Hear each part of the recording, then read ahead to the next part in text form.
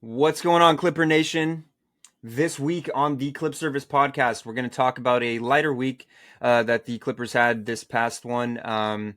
The Clippers unfortunately take a loss to the Minnesota Timberwolves, but bounce back in a big way against the Oklahoma City Thunder in what was one of my favorite wins of the season. And then we're actually going to be doing something a little different this week. We're currently watching the Brooklyn Nets game. The Clippers take on the Brooklyn Nets at home. Game started at 12:30, so we might kind of fill you guys in as the game goes along. And then we're going to touch on a couple of games coming up, a few things to cover, including, unfortunately, missing our starting center for the foreseeable future. All of that and more coming up. So without further ado, let's make it happen.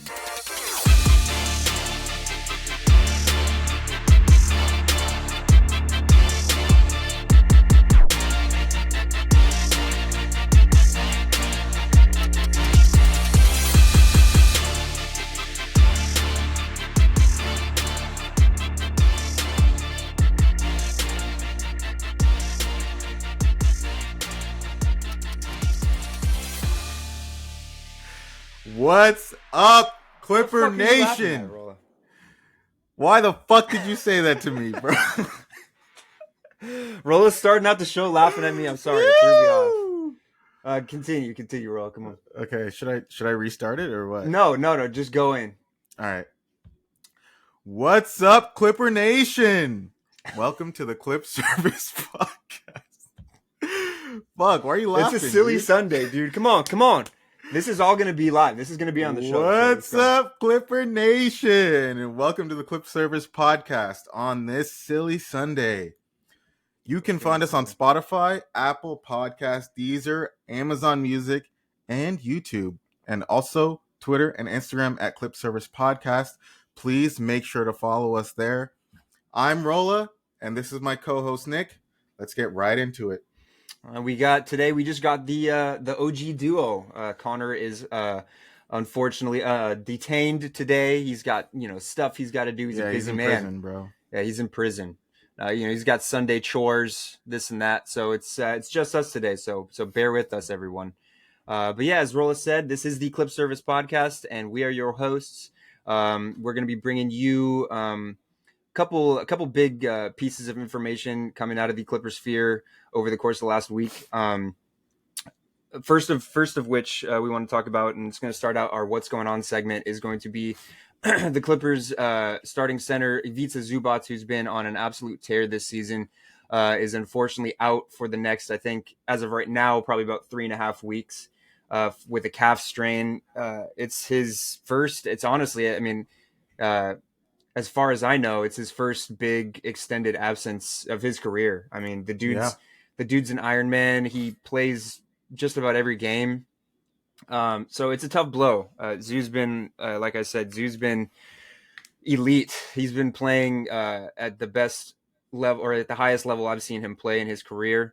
He's doing everything that's been asked of him and more. So it is a tough loss.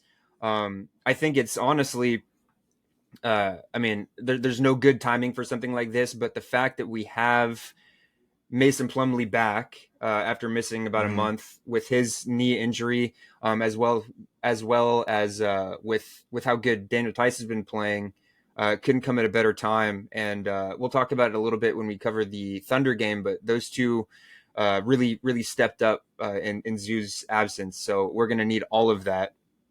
But yeah, I think it's going to have to be kind of like a rebound by committee thing.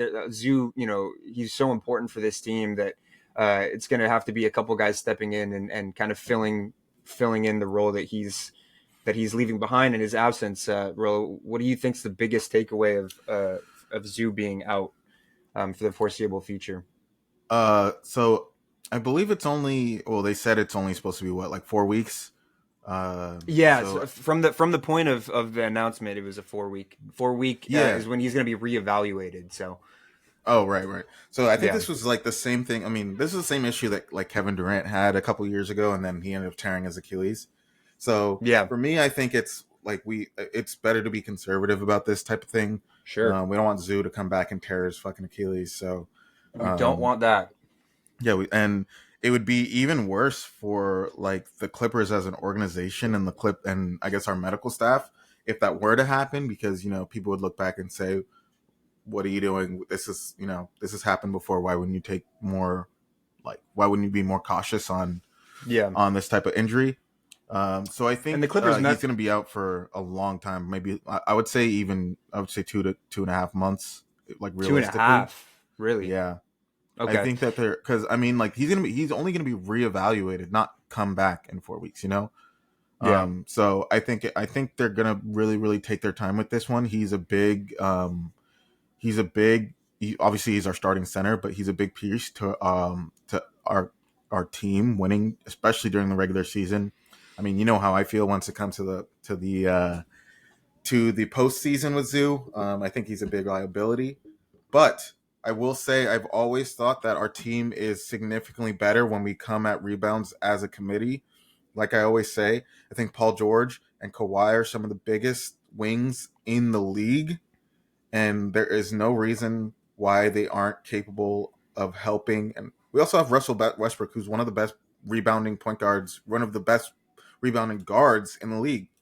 So it's just, to me, it's one of those things where I feel like this shouldn't slow us down, and it hasn't seemed to slow us down as much. But like you were saying, we do have backup centers that are very capable of getting the job done. So I'm not too worried about this. I think Zoo should take his time and really be healthy before he comes back, so nothing crazy happens. Yeah, no, I How totally you feeling? agree. And the fact that the initial like prognosis for for when he's going to be evaluated is about a month. That shows that it is a little bit serious. So yeah, I think you touched on everything. I think that this is one thing that we have to play a little bit cautiously, particularly because Zoo's a big dude, and it's going to take him a little longer to recover from something like that. And we have two solid bigs. Both of them come with their liabilities or whatever. Plumlee isn't anywhere near the defender that Zoo is, and then Daniel Tice is just unfortunately shorter for a center, so he is at a disadvantage a little bit just physically. Um, Mm-hmm. but I think that those two can hold it down. I think that there's probably going to be a couple games during this stretch without Zoo that we're going to lose, where we say, if we had Zoo, that was a game that we lost because we didn't have Zoo or whatever, and that's just how it goes. But I think that we need to play it safe, and like you said too, we have the personnel to be able to guard or not guard, excuse me, to rebound out of position. I think Terrence Mann actually is going to benefit a lot from this, because Terrence is such a great rebounder and he does all those little things that if he Mm-hmm. keeps crashing the glass the way that he normally does, I think that he can kind of provide a little portion of what we missed, what we're going to be missing with Zoo. So, yeah, I mean, wishing that a speedy recovery for Big Zoo. Hopefully he's back and better than ever, because he's had such a good season so far overall. His offensive game is coming along. He's getting so many more post touches now that we have Harden, and he's really able to showcase his little running hook floater game. He's got a good back to the basket game. He's got a nice touch around the Mm-hmm. rim. So hopefully all that comes back when he does. One other thing that I wanted to talk about in what's going on, and then we can go over whatever you have, is one of the aside from the OG Anunoby trade, we have another big trade to hit the league pre-deadline, and that is Pascal Siakam to the Pacers. I believe it was Bruce Brown and Jordan Nwora and some draft capital to the Raptors for Pascal Siakam. Spicy P joins Tyrese Halliburton and Miles Turner in Indiana. The league's one of the league's best offenses. I'm really interested to see how this goes. They have a starting caliber star level four now. I think that it is a risk on Indiana's part, because Pascal has openly said that he's going to be very picky this offseason with where he chooses to sign. And considering that Indiana, I think it was might have been 3 first rounders, or 2 first rounders and a first round pick swap. That's a lot of draft capital, a lot of future draft capital that you're jettisoning. if that's even a word, for a guy that might walk in the offseason. So they're putting a lot of hope in the fact that they think that Pascal's going to re-sign. But I think that they wouldn't have done that if they don't think that Pascal has a good chance of staying. And from everything that I've heard, Pascal is one of the one of a few guys actually around the league that is excited about the prospect of playing or a possible future with Tyrese Halliburton. I mean, it just shows how respected around the league Tyrese is, especially Mm-hmm. at a young age. He makes guys better. He's kind of like a Chris Paul light at this point in his career, where he takes care of the ball, he sets guys up in their spots. He can go and get his 30 points, 40 points if he wants to, but he's averaging like 15, 16 assists a game. Like the dude makes playing with him fun, and I think that shows with apparently Pascal Siakam wanting to openly wanting to play with Tyrese and excited for a future in Indiana possibly. So what do you think of the trade, Roland? Uh, yeah, man. I don't know. I think for me, I feel like all the trades that have been happening haven't really put any team above a certain threshold of like that second tier of NBA. Like that to me, that there's a number one tier, which is the contenders, and then there's everyone else, and then there's obviously the teams that don't make the playoffs. I feel like they were in the tier of everyone else, and I feel like this trade keeps like it doesn't change anything. Maybe they're trying Really? to plan for the future. Yeah, I do. I think that. I mean, I don't think this trade makes them a contender. I think the max is going to be Eastern Conference Finals, but I don't see them as ever winning a championship with this lineup. Tyrese Halliburton's a fantastic player, um, but I just think that when they run into teams like the Boston Celtics or they run into a team like the Milwaukee Bucks, I think that there's no way in hell that they're beating those teams in a 7-game series. Even with how Um, bad you think that Jason Tatum is? Jason Tatum. See, the thing about Jason Tatum is he is a good player against other good players, but once he runs into a superstar, he gets torched. That's the issue with Jason Tatum, is that he will always run into a superstar at some point, whether it be Steph Curry in the finals, whether it be Giannis in the Eastern Conference Finals, he will at some point, and that's when he will lose. But when it comes to Tyrese Halliburton or Pascal Siakam, he's going to eat, and that's unfortunately what's going to happen. But other than that, I mean, like I'm all for trades in the NBA. I think it makes the NBA interesting. I like seeing players in different uniforms, different colors, and different situations because I think they get to express themselves a little bit differently. But overall, I mean, I don't think Pascal Siakam is that fantastic of a player to move the needle for a team like the Pacers, who are in, I think they're in like sixth or seventh in the East. That sounds about right. Um, so that's just how I feel. Yeah, I will agree that I don't necessarily think that it makes them a contender this year, but I do think that it puts them. I already had the Pacers as a dark horse contender. Maybe not necessarily like a full blown championship contender, but a team to be able to have that push to at least go to the conference finals, maybe even the finals. I already had that for them. I think that if the Heat can do it, which they've done in the past, I think that the Pacers team, I think the I Heat are a different. They're completely different. I think you're a um, believer of the Heat culture, huh? it's not. It's not necessarily the Heat cult. Well, yes, the Heat culture, but I also think that they're led by a guy in Jimmy Butler whose personal culture is taking nothing less than absolute greatness at all times, and I think his personal culture vibes really well with the Heat culture, and I think that's why they do so well in the playoffs. I see. I see. Yeah, I don't know. I think that this trade, the fit is there. Pascal can play a little bit off ball. He can get in positions in the post.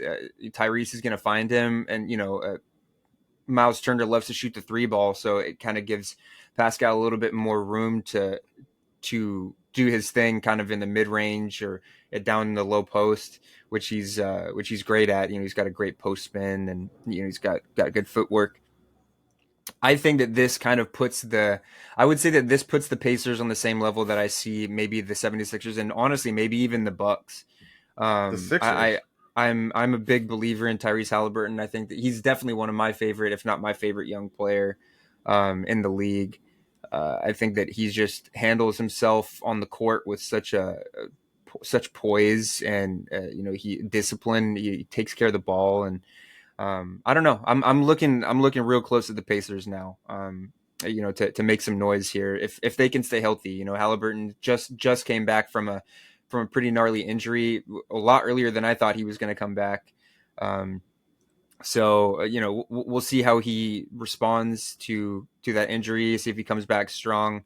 I don't know. I like the Pacers. I like them. I think that I could see them finishing as a top 3 seed to end the regular season. I think they're going to make some noise here, but we'll see. We'll see. I think the East is very interesting. I don't watch the East as closely as I do the West, obviously, but there are a couple teams, including the Pacers, that I really, really like to keep an eye on. So yeah, it's going to be a very interesting trade, and I think that Mhm. this trade deadline is going to be jam packed. I think I was just telling my brother, Really? yeah, I was just telling my brother this the other day that I think that particularly as far as role players go, I think that there's going to be a ton of movement pre-deadline and right at the deadline. You hear about guys like Herb Jones and basically every role player They're that plays saying for the Bruce Beal. Washington. Sorry, Bruce sorry to cut you Beal. off. Yeah, they're Who the saying Bruce fuck's Beal Bruce wants to Beal? leave. Who's Bruce Beal, dude? What? Who's Bruce Beal? Am I The saying hell his is name that, wrong?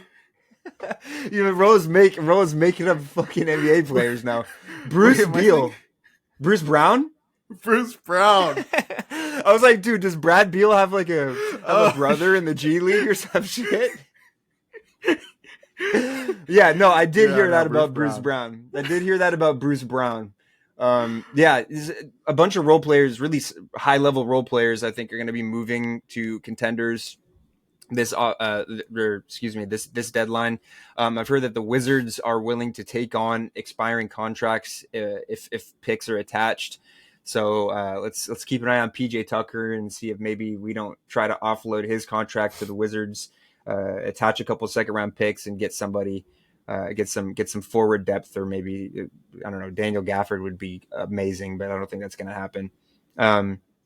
But yeah, I think that it's going to be a very interesting trade deadline, and it's always one of the best times of the NBA season. So we'll see what happens. Hopefully, the Clippers don't panic and trade away a bunch of guys like they have done so many years before at the deadline or before. So Mhm. yeah, I think the Clippers should, to be honest, hold true to the lineup that they have. I don't think that it would hurt to get some forward depth.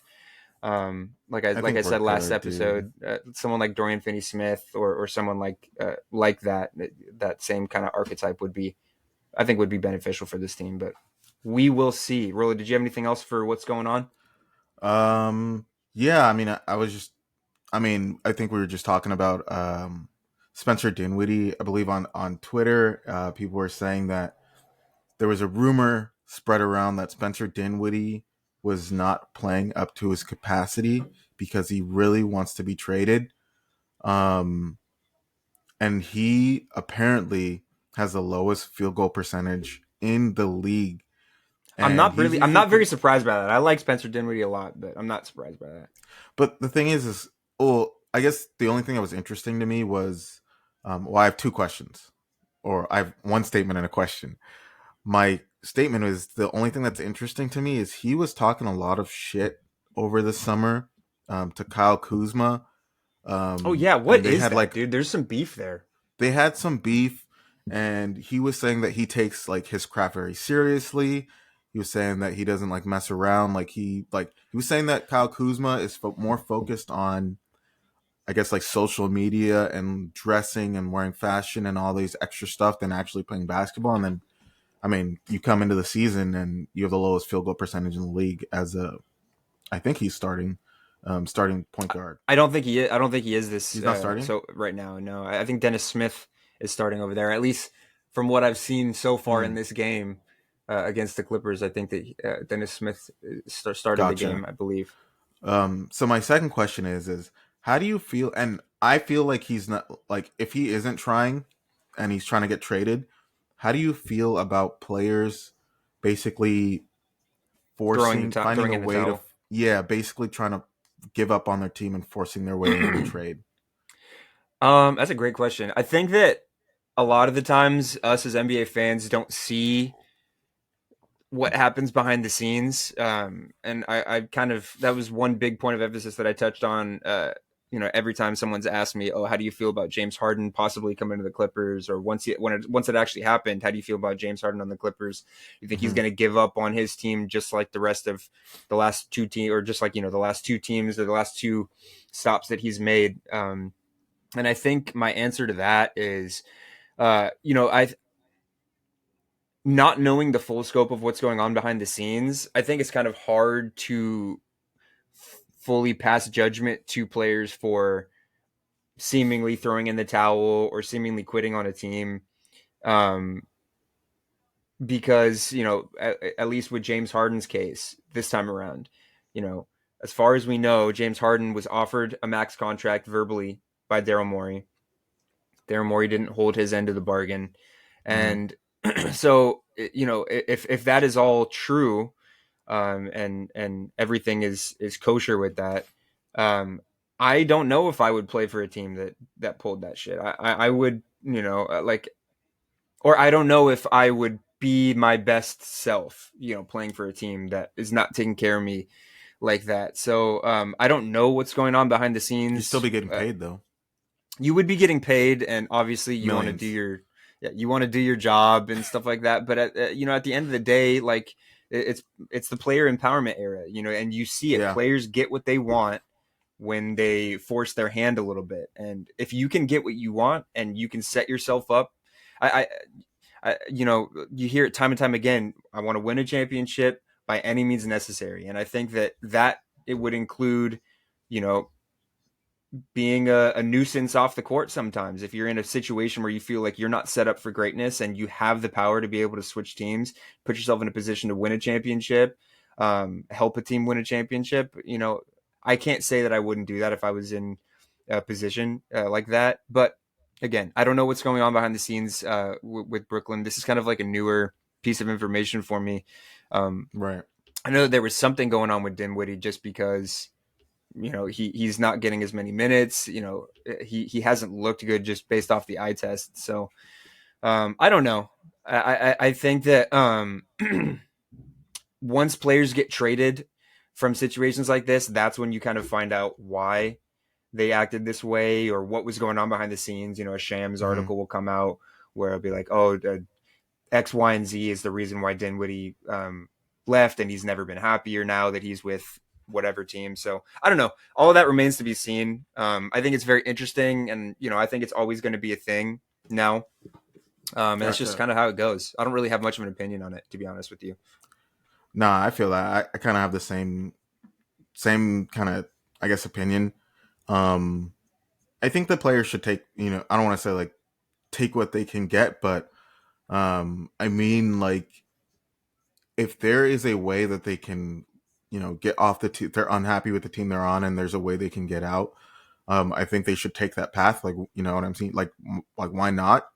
Um, but until I guess the league or the owners find a way to stop the players from demanding a way out and basically giving up and being a certain type of player to leave, I think they might as well, because there's, I mean, they signed a contract.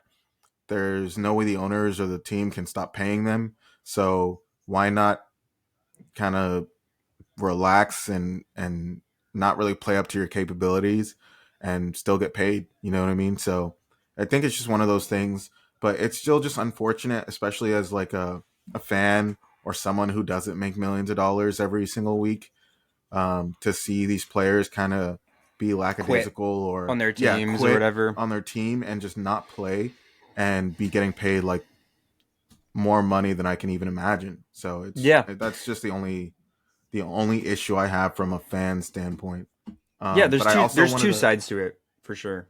yeah, but I also wanted to, one more topic I wanted to get into was, last week my hot take was that I think Steph Curry is going to retire, But as this week was going on, I was actually thinking about it more. I when like that was more of a hot. when the liquor wore off and Yeah, you yeah. had a Once the clear liquor wore conscience. off, um, it was kind of like a joke take a little bit, but Oh no, you have to but say it with your chest, dude. no, Come no, on, if no. you're I'm, gonna. I'm, no, I'm following. It was like a joke take at the time, but now I'm really thinking about it.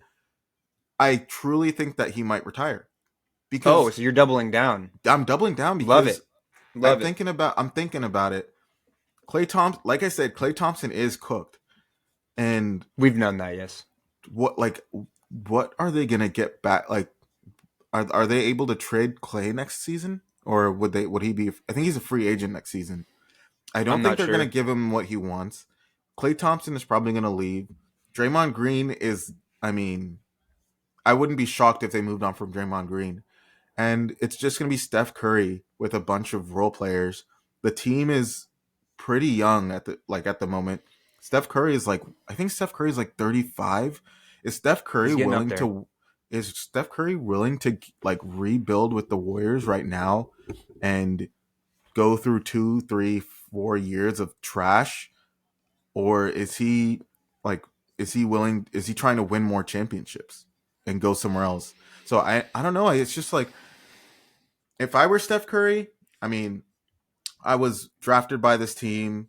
You know, he's made a stupid amount of money over his Won a career. bunch of He championships. won a bunch of championship. He has a lot of businesses and he's doing a lot outside of the NBA. Like if I were Steph Curry, I would kind of hang it up. I wouldn't want to go through a rebuild at 35, or try to hop on a bandwagon to I don't know the Clippers. But I just don't see that it's happening. I love no, the it's not. confidence, but yeah, No, it's I don't see that happening. you don't see what happened him coming on the Clippers or him retiring. I could maybe see him retire. I don't see him coming to the Clippers. It's just funny. I don't know. I just think the Warriors are kind of screwed from this point on. But like they had a good run. They had the dynasty, but Obviously, I think yeah, it's like one of those things where every good thing has to come to an end.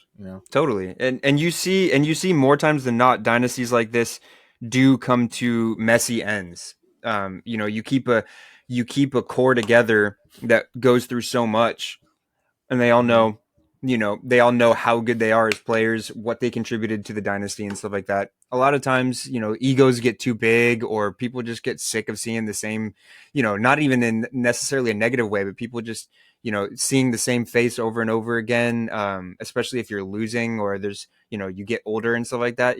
Dynasties come to an end in this fashion more times than not. You saw it with Do you Boston. think? Do you sorry to cut you off, but do you think this Warriors team would be a different team had they not traded away Jordan Poole? No, I think that I think that this, even though they won the championship recently, I think that this dynasty's kind of been on the decline. I don't think that necessarily Jordan Poole was never going to be. He's not that kind of player to be, the Steph Curry replacement, right?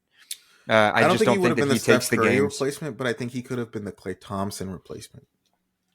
I don't think so either. I think that you see it now with Washington. He's a great scorer. He can go off at the drop of a hat, but I just don't like his approach to the game. Really, I think that he's very unserious.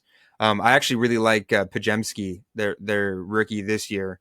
Um, Hmm. I think he played at Santa Clara. Yeah, I think that he's a piece that you can build on, and whether or not they decide to build keep on. Moses Moody, yeah, not necessarily build around, but you can have him as a part of Oh yeah. a rebuilding team for sure. They have pieces. Moses Moody, Jonathan Kuminga are both really good players. Hmm. They've missed on a couple too. James Wiseman, I don't think is even close to being an elite NBA player. No. I just don't think that it's panned out for him. It happens to a lot of people. Andrew Wiggins, I think they're going to have to try and move on from. Hmm. They have pieces, but I think that they probably need to start rebuilding. And I Yeah. think that, like you said, I don't think Curry's going to be around for that. So we'll see what happens with the Warriors. They had their time. I'm just watching from afar. I don't have much of an opinion on them. They gave it to Lob City too many times for me to try and root for Yeah. them this long. Facts. So So it is what it is. It's a very hard thing to be able to balance a dynasty and rebuild. They went for the whole 2 timeline thing, and that obviously didn't work. So we'll see what happens with the Warriors. There's a lot of teams throughout the NBA that are kind of in their position. So I don't think they're the only ones. But yeah, I think if that's going to be it for what's going on, let's go ahead and get into the 2 games that happened over the course of the week. And then we'll talk a little bit about the Brooklyn Nets game that's going on right now. Doesn't look great for the Clips as I'm saying this at 1:30 p.m. Pacific time, but as We're we've only down seen by so far 13. this we are only down by 13, and the Clippers have been a great second half team so far this season, so we'll see. But yeah, the first thing that we wanted to touch on was the game against the Minnesota Timberwolves, which we unfortunately took the L. It was a close game down the stretch. The final score was 105 Clippers, 109 Timberwolves. Anthony Edwards went off. Was that the first game? That was yeah. I think we recorded that last week before the game happened. Gotcha. On Sunday. Anthony Edwards went for 33 with 9 rebounds and 6 assists. There was some. I really like Ant. I think that he has that aura. He has that superstar, that star factor, it factor, whatever you want to call it. And it showed. It showed that that night. He was talking back and forth with Kawhi. I think there was a video of him calling Kawhi an old man or something. And, it's all, I don't think that Anthony Edwards is a bad dude by any stretch of the word. I think, he knows how to kind of get into people's head, and he backs it up with the way he plays for the most part. The Timberwolves are the number 1 seed in the West for a reason. Rudy Gobert was a handful without Zoo, 18 rebounds. 15 points. He had a fantastic night, made everything harder for anybody that was trying to get to the paint. They had guys hit big shots. Jaden McDaniels, Cat had an okay game. Mike Conley was quiet, but Mike Conley always hits big shots against the Clippers. Kyle Anderson was good off the bench. They had a good all out game. As far as the Clippers go, this was a quieter game from Paul George, 16 points, 5 for 19 from the floor. Kawhi had a pretty good game with 26, was pretty efficient, 9 for 19. Very quiet game for Terrence Mann, unfortunately. Only played 19 minutes. Russ was pretty good off the bench with 12, and Norm was fantastic off the bench again with 24, was a plus 11. The Clippers gave a pretty sturdy push towards the end to try and make this thing interesting, but it was a back and forth game throughout, and I just don't think that the Clippers had enough in the tank to win against a gigantic team without their starting center. I think Zoo's absence was really, really felt this game. One thing that I loved was Russ did not give up at all throughout the game, and he really brought the energy in the fourth and kind of got us back into it. Kind of prompted that run that we went on, and we made it close. But yeah, it was close, but no cigar, unfortunately, and that's just kind of how it goes against these really good teams, especially without without our starting center. Rolla, what did you see from this game that you didn't like? Which is what we should that I touch on didn't first. like. I wanted to No, start go off ahead saying, and go ahead and get in the positives first. Actually, no, I'm not even going to start off by positive. I just want to start off by saying Anthony Edwards is one of the funniest dudes in the league. That clip where he was calling Kawhi old was so funny. When he did that movie Hustle with Adam Sandler. yeah, Kermit. I think his he character's name was Kermit or something. Yeah.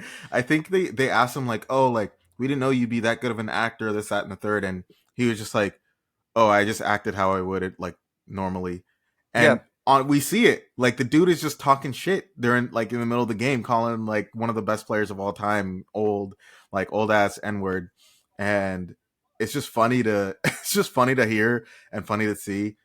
He's just one of those guys that enjoys the game of basketball, enjoys like talking, enjoys every aspect of the game, and it's kind of something you really like to see with a player who I think is going to be one of the faces of our league For sure. in his prime. Yep. But I gotta say, the Timberwolves are a good team. They're really balanced. They have a lot of pieces and a lot of guys that are ready to ready to win a championship. I think. Um, I will say one thing that I didn't like about the game was, or about the Clippers was at the end of the game, or I think this was the fourth quarter, but Rudy Gobert airballed a free throw, and this clip was everywhere on Twitter and Instagram. But the Clippers bench they reacted and they were laughing at Rudy Gobert, and then the game was put away and ended by Rudy Gobert hitting 4 free throws in a row. Yeah, you know what? And That happens though, dude. it happens, but at the same time, it's kind of like it's funny, it's cool, whatever, right? But to make fun of like uh to make fun of like another player when you've seen like an entire league make fun of your star player in Paul George, and see like Paul George come back the way he has, and to see like how people react to that type of stuff. Like, I mean, there was a couple years ago we did the same thing to Damian Lillard. I just don't think that that's very what's the word I'm looking for? Professional. Sportsman-like, yeah. And then it comes back to bite us in the ass, you know. But it's just like one of those things where it's like Rudy Gobert is one of the, I mean, obviously a lot of people hate him because of the COVID thing, but and also people call him soft.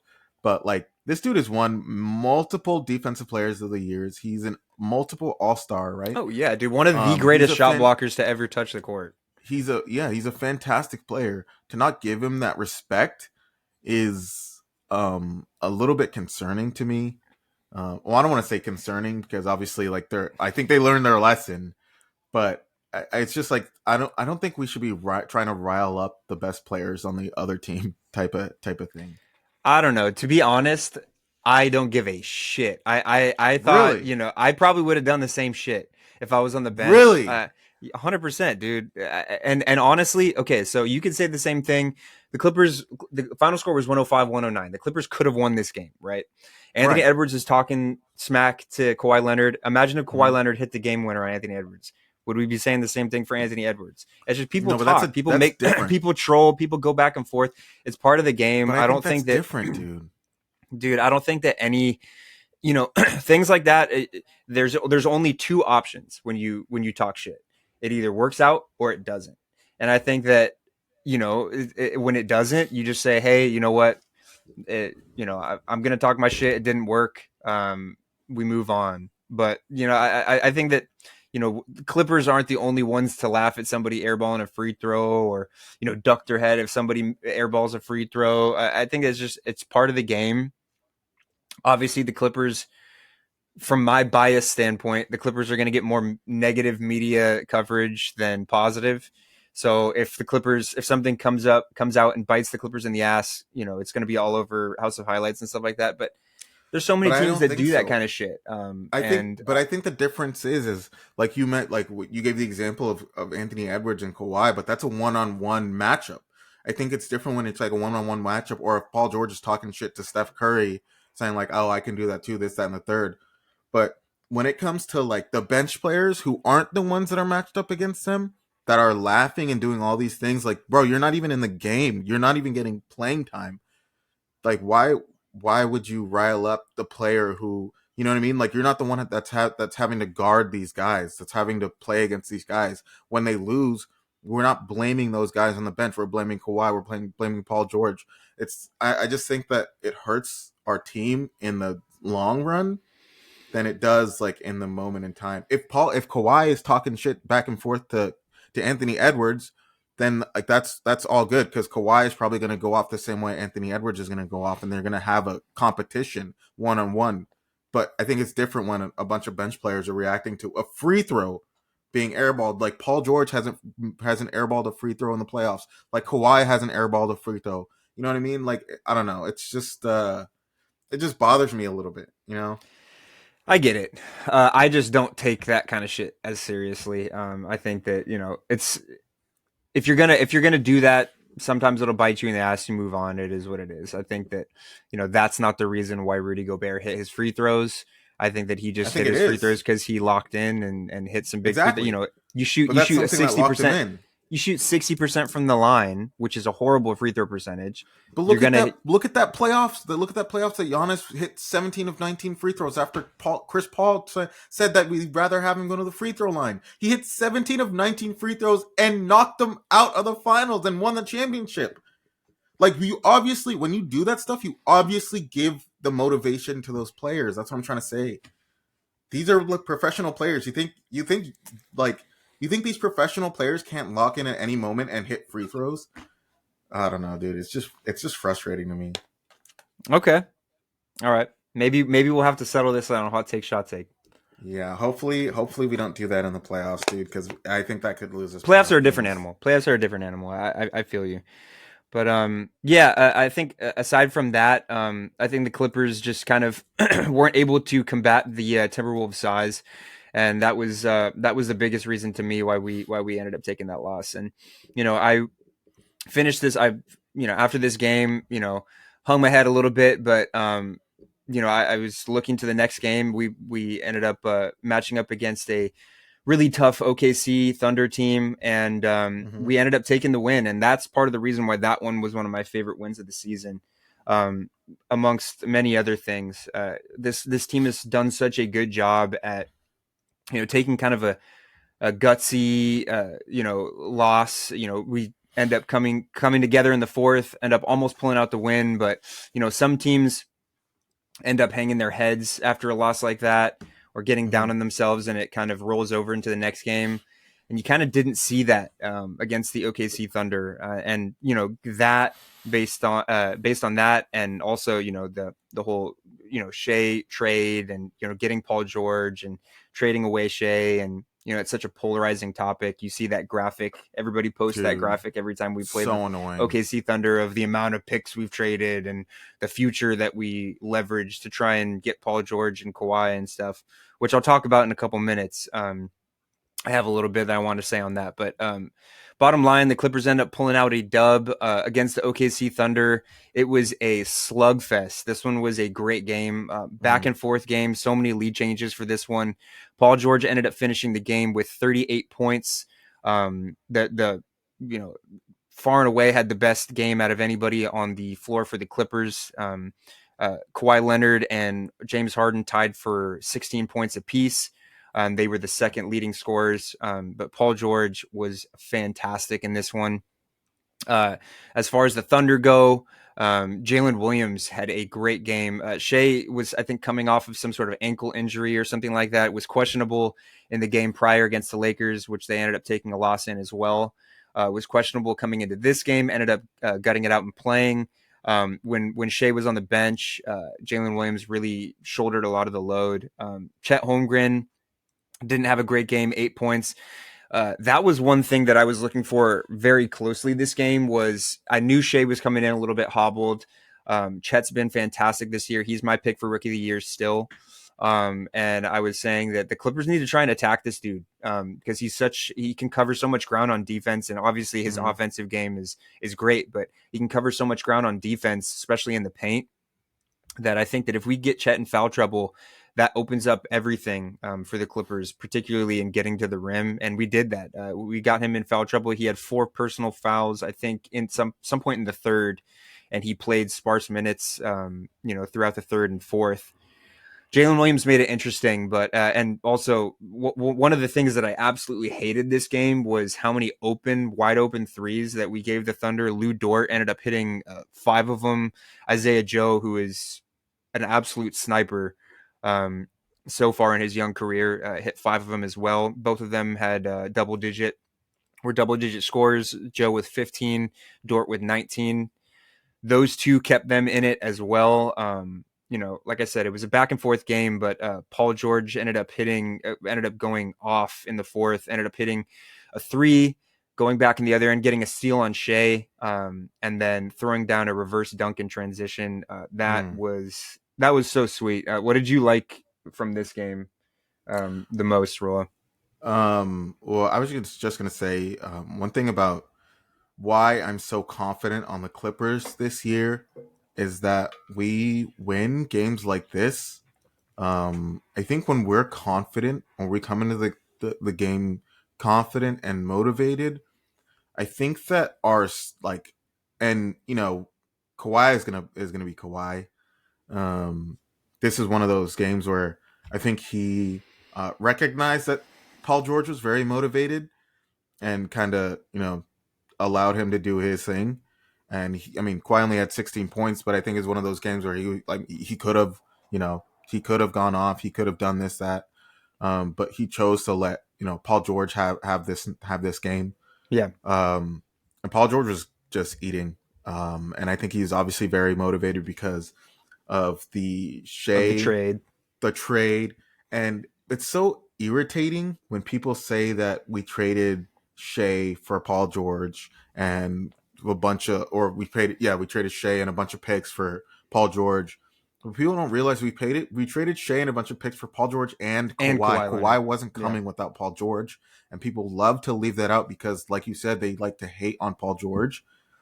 And Kawhi at that moment in time was a Finals MVP. If you coming ask off of a me, championship. Yep. coming off of a championship, every single team is going to make that trade. The Lakers were willing to give up a ton of pieces. Also, Kawhi just didn't want to go there. That's the thing. It's just very irritating to see people say that, and I'm sure all of them know that also. But I mean, that doesn't keep it from being irritating to Paul George to hear that all the time. So I think it's just one of those things where he was just motivated to torch, especially because Shea's on an MVP level season. It's Yeah, probably just irritating to always hear that, especially this season, and he wanted to go off this game. yeah, But like I was saying, this type of game is the reason why I think we can win the chip, because I think if we're all motivated, I think that there's no team that can play up to our level. And like you mentioned, we played really well in the fourth quarter and in clutch time minutes. So I think that when we see a lot of those top level teams, I think they can't match us in at the end of games. yeah. But No, overall, this totally. was a fantastic game, dude. Paul George was balling. His reverse dunk was insane. Try not to do too many of those, Paul George, because the last time we did that, it was against this team. oh Against yeah, it this was team. against this team. Lou Yeah, Dort. Lou Dort came down on him. Yeah, Yeah. no, I think that was part of what made this game so special. And I just want to talk about this real quick before we move on to the current game that's happening right now against the Brooklyn Nets. Um, that's why this game, to me, this Thunder game was so special, because Mhm. there was, and Paul George has done a great job of that this year, where if there's motivation, we've seen it against the matchups against the Suns, right? There's extra Yeah. motivation because of the beef between Booker and Paul George. And those Mhm. have been, it's no coincidence that those have been the games that Paul George has really, really performed in. And this was no exception. But yeah, it always goes back to this trade. And my two Mhm. cents with this trade, I think, for better or for worse, we will see what happens if the Clippers end up pulling out a championship this year. Um, this trade was fate.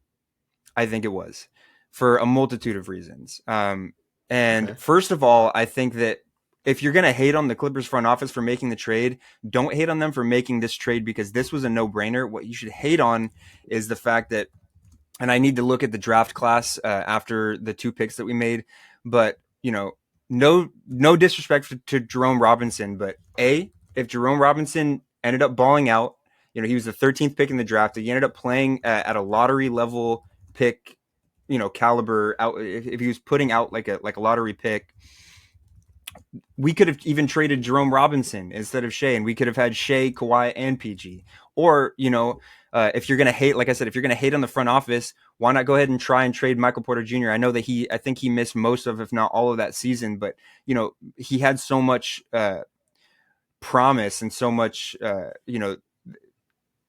his ceiling, Michael Porter Jr.'s ceiling, was already being talked about before he touched the NBA floor.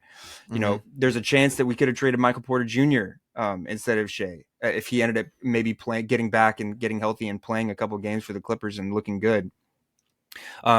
Shea looked great in that series against the Golden State Warriors. That was a big reason why the Thunder probably decided to put all their chips into him and request him in the trade. If he didn't do that, we don't get Kawhi. Paul George and Kawhi talk about it all the time. they were both watching that series, and they said, okay, this is a team that can go out and compete. This is a team that I want to go to. We took one of the greatest teams ever assembled to 6 games, and we had no business even winning one. Kevin Durant. Kevin Durant, dude, like, and then conversely, I think that Shea wouldn't be the player that he is today if he didn't get to go to a team where there was no expectations. He had 2 solid years where they didn't even sniff the playoffs. He And had he played two with Chris solid. Paul. He played with Chris Paul. He had 2 solid years where he didn't even sniff the playoffs, that he was really able to hone in on his game and figure out there's no pressure, no expectations of me. I'm going to learn how to be a MVP caliber scorer, and that is what he is today. There would be none of that if he was with the Clippers team, where the expectation is that he needs to win a championship alongside Kawhi Leonard, one of the greatest players to ever touch the court. Younger players don't get to reach their ceiling in situations like that. Very few, I should say. The one of the few that I can think of is Derrick Rose. Derrick Rose, the youngest MVP of all time. He was able to carry a team to consistent playoff appearances, and he was able to grow into the player that he was in his prime. But when you're a young player like that, it's very hard to reach your ceiling when your expectations are a championship. Championship goals. And if you look on the other side of it, Steve Ballmer wasn't going to put millions and millions and millions of dollars into a new stadium with the hopes that Shea Gilgeous and Kawhi Leonard would maybe get them to the playoffs. It's just not, it was never going to happen. So I think that everything with this trade is as it should be. Shea is the player that he is because of the trade. We are the team that we are because of the trade. And you saw it in this game. Paul George hit big shots, was able to single-handedly help us pull out a win against a really tough team. Those are shots that star caliber players make, and Paul George is a star caliber player. And every time that people bring up this trade, I wish that I could just say all of that in a tweet, but unfortunately I can't. So I'm saying it here. This is the trade that needed to happen, and it is what it is. And I think the Clippers are going to win a championship this year because of it. So, yeah, that's my fucking 2 cents. What else? Do you have anything else for this game, Roller? No, Are we moving on to you the Brooklyn said all Nets? that needed to be said, bro. All right, baby. Let's fucking go. So now we're going to talk about a game that I'm not loving the score of. It is halftime right now as it stands at 1:52 p.m. Pacific time. The Brooklyn Nets lead the Clippers 61-49. I know I just gave Paul George his flowers, just went off about how good Paul George is. Not looking great so far in this game. 17 minutes, 2 for 10, 0 for 2 from 3 with 4 points. Kawhi Leonard has 7. James Harden and Terrence Mann's having a great game so far. He started the game off with 2 threes right off the bat. I think we were down 11-0. Terrence Mann hits 2 straight threes, get us back in the game. Russ is looking good off the bench with 9 points plus 2. No 3-point attempts, but he's 4 for 6 from the field. Clippers are a great second half team. I think we can pull out this win. Down 61-49 isn't the greatest thing, but you kind of expect that with the noon game. Hopefully we won't get too many of those going into this new stadium. I don't know. I just hope the Clippers find a way to win this game. This is one that we really need to win.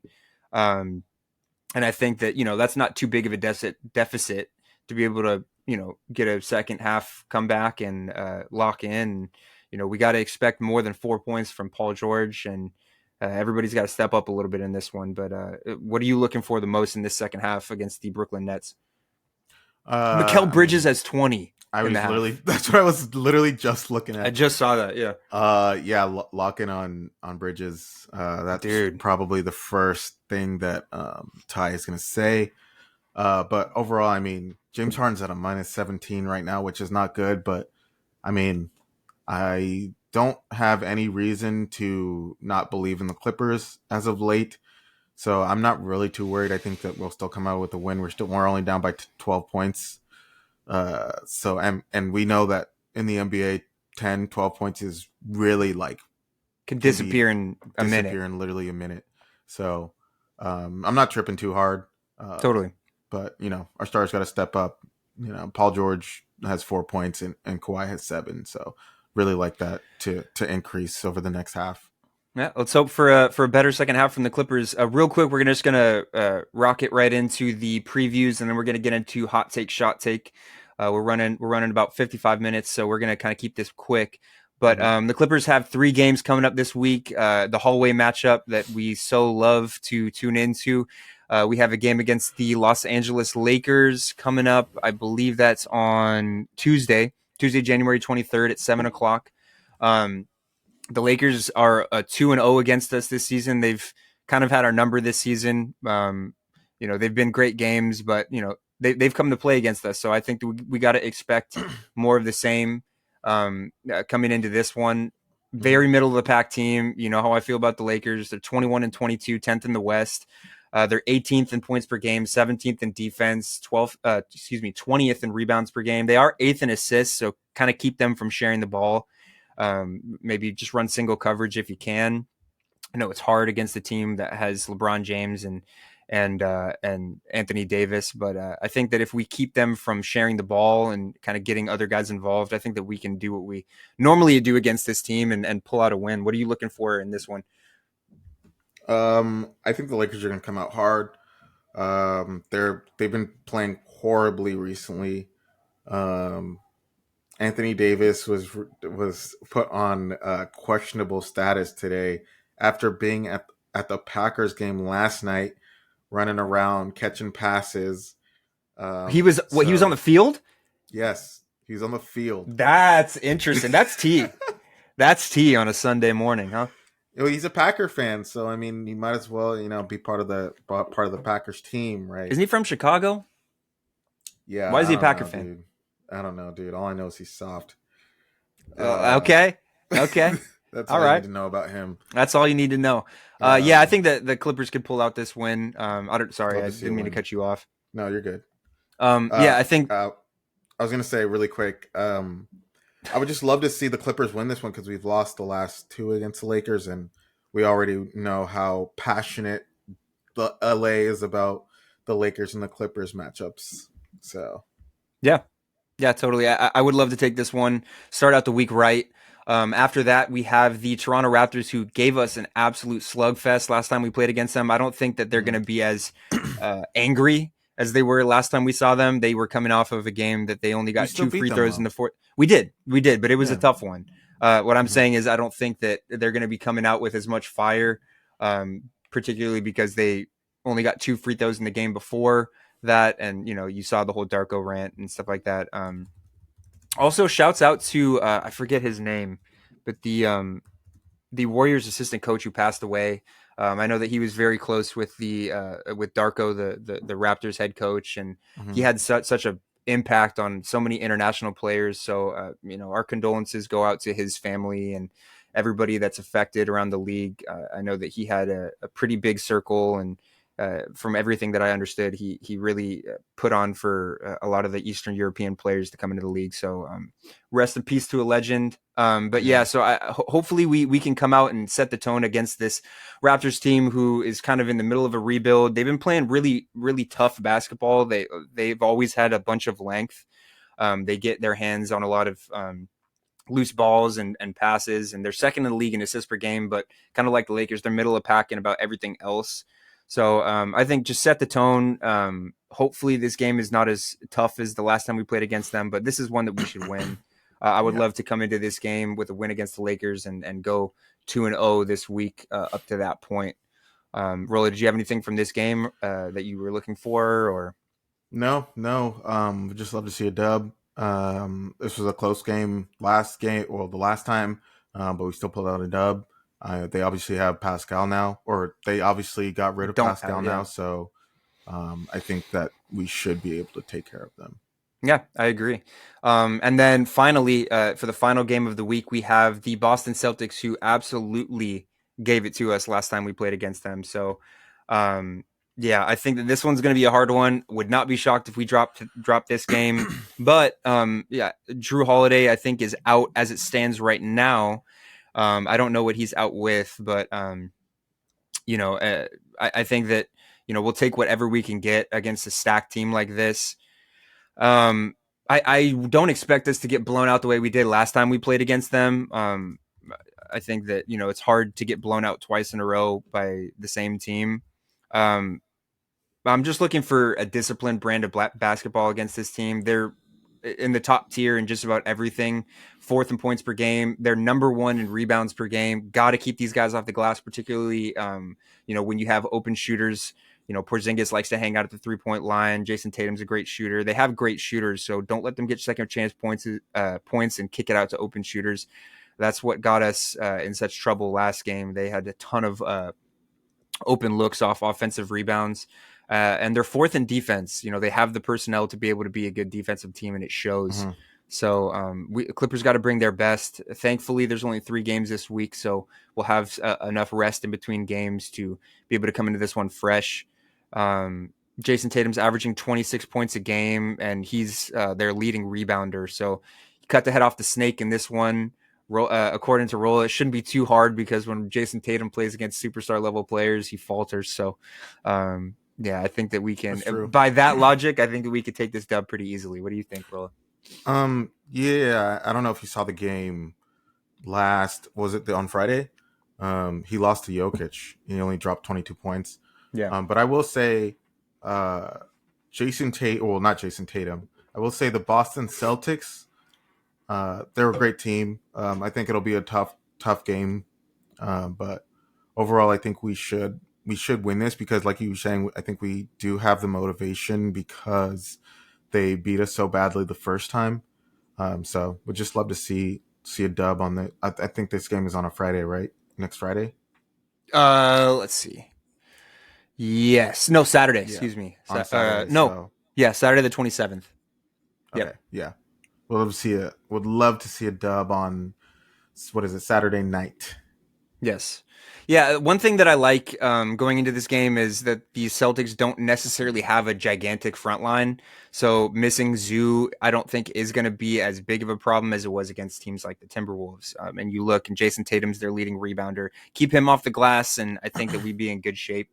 Yeah. Don't let him get cooking. Jason Tatum needs to be the point of emphasis, as is every time we play against the Celtics. But yeah, I would love to go 3-0. This would be the one that I would assume that we'd lose if we do.